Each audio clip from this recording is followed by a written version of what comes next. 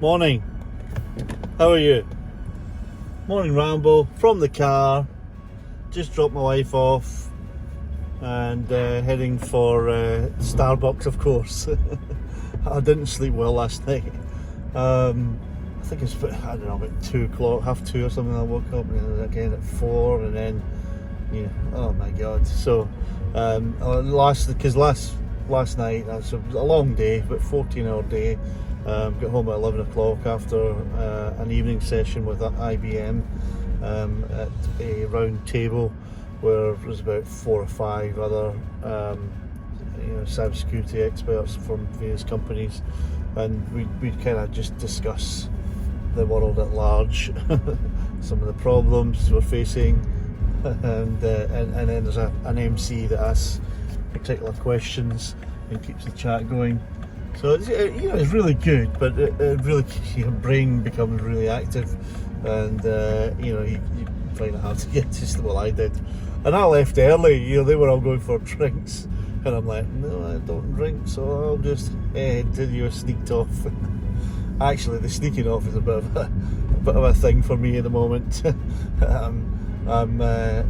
I don't know, something like imposter syndrome, but not fully that, and something to do with shyness, but not fully that either. But I don't know what it is. But I'm trying to face my fears and resolve it. But my wife is much better than I am. This is where you're actually meeting strangers, and you're having to network, socialize, chat. I mean, I'm good. I can go on stage in front of 3,000 people and perform, but ask me to go into a room of strangers and actually start a conversation, and that's where I'm not so good. Whereas my wife is like, she can talk to anybody and have. She's very good with relationship building. I mean, she's HR. She's head of HR for big companies like PwC and Glaxo and things like that. Now she's working with startups, so it's probably her experience. Whereas me and a techie guy, when I worked for IBM in the 80s, I was basically, my job was sitting in a data center, air-conditioned data center, all day, every day, on my own, testing and breaking things. So I guess it's partly your experience and upbringing, your formative years, and so yeah, it's something I do try my best to sort of still sit down, and it helps when. Last night I realised it helped when the lady who brought me in introduced me to the first person, or never said this is Doug or anything like that, but we stood next to 2 other guys, and she kind of said, and this is the other people, and then I just went for it from there. So that was an easy bridge to meet people, and I got chatting, and then it was fine. But afterwards, it's just that, and this is after I've met them all in a forum, and I've chatted and discussed things. Then it was going for drinks, and apart from the fact that I don't drink, I could have socialised with a Coke or something like that.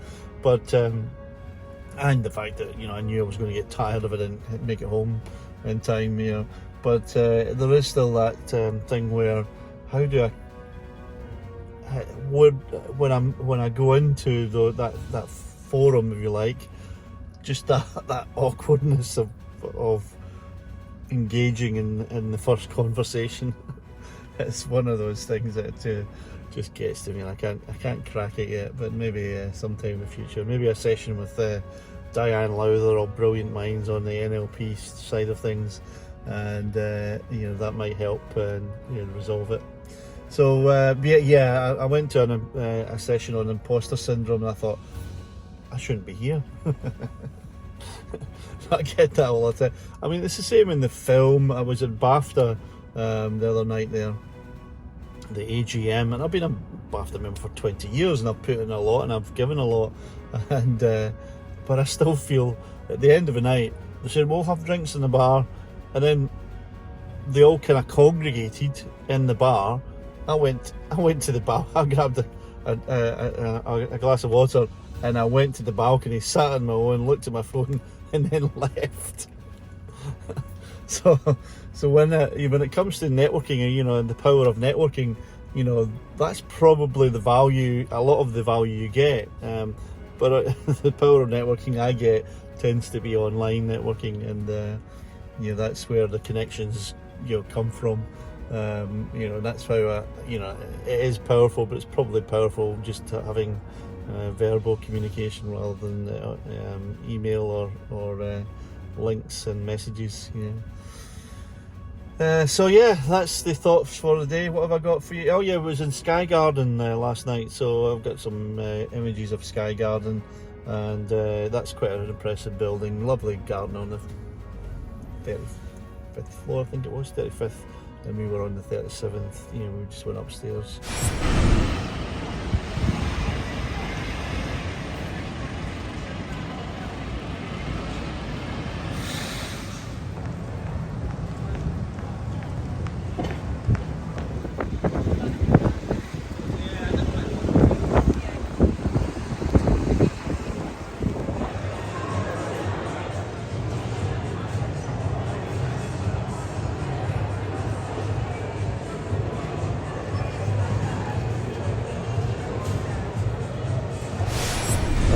I think that's it. Have a fantastic day. And oh yeah, Father's Day. Fathers, I mean, you guys are brilliant. We are brilliant. My time as a father, my daughter is born in '86, so I don't know, that's 30, I think she's 36 this year, 35. So and I've got a son who's 2 years, a year and a half younger, and I think I've done a good job. I mean, we all think we all did a good job, even though you think it's hard work, or you're going through teenagers. The teenagers are the hardest. Everybody goes through that challenge. I can imagine how my dad felt with me. Just the I don't know, the moodiness and the changing of attitudes, and that's just part of life, isn't it? That's part of us, our hormone changes, and they say that the two worst times are actually as a teenager and at my age, when you're just over 60. Yes, I am over 60. I know the grey hairs sort of not coming out too much there, but the good thing about being over 60 in London is that you get the 60 plus Oyster card, and which allows you to travel home free. You have to, when you go into work, you have to be after 9 o'clock, or 9 o'clock on the trains and 9:30 on the tube. I think that's the difference, or the other way around, can't remember. But either way, nice to get free travel. So it's obviously half the travel costs of most people, so that's quite nice. But yeah, my traffic information came on there. I don't know how to switch it off. So yeah, that's the thing. It was IBM security, so it was nice to meet I hadn't met the team there, and it was nice to hear some of the things they're doing. They're trying to they're making some acquisitions in the area of pen testing, so we'll see what products they come up with. But also, I forgot to mention the East Cheap Records. I went into that beforehand, and it's a great place. You've got to book, but they've got live music. It wasn't on at that time, but there's live music, live bands, which is phenomenal for a bar, every night.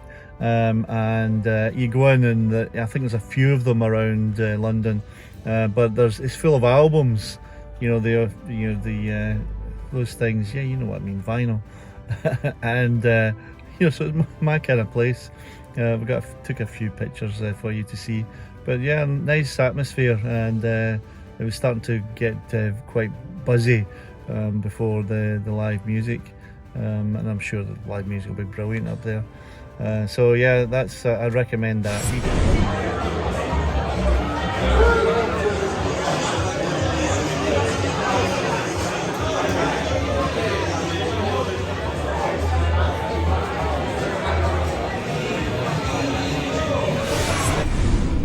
another failing of mine. I know I work hard at not being like this, but I worry what other people say and think of me. And it's awful. We shouldn't do that. Stop doing that, please. But your brain does, so those who are inflicted like me, I only found out when basically I realised that my wife was quite the opposite. Actually, people can have a horrible view of her, and she wouldn't really care. Doesn't actually mind. But myself, I read into a mind read. If somebody's said in a particular way, I then use their tone of voice when I read their emails, and assume it's a similar tone of voice than when they actually originally spoke to me. Maybe they spoke to me in a negative way at that time, and I'm assuming when I read an email it's exactly that tone. I'll perceive and read into things that actually might not happen. If there's an interpretation, there's a gap in actually the facts, I'll fill it in with my facts. and it's not a good way to live a life. You end up worrying more about life in general. So yeah, don't do that. And my mother was a big worrier, I know that, and just on general life and looking after her family. And I knew that I'd probably be the same at one point. So yes, even my children are now not children, they're now in their 30s, but I still, I'm concerned when they're a bit ill and all that. I guess that's just being a natural parent. But yeah, that's an unusual one. Oh yeah, two other things. Now, I got this book because I like to learn about the company I work for. When I worked for Royal Bank, I had the book on Fred Goodwin, on how the failing of the bank, etc. And this is one that just came out today, and it's a very interesting read. So yeah, hopefully we've learned from those past mistakes, but this is all the details, and it's just been released. I don't know who this guy Chris Blackhurst is, but and last night I've got my favourite magazine. Whoa, Super Yachts Are Us. Winners of the 2022 World Super Yacht Awards, which I've been to before, but I didn't go this year. And yeah, it's it's all gorgeous. I mean, it's look at that. Yeah, exactly. I will be going to Monaco Yacht Show this year and get on as many as I can and have fun. I'm sure I've shown you one, but I'll maybe include one now just to sort of show you what it's like. But yeah.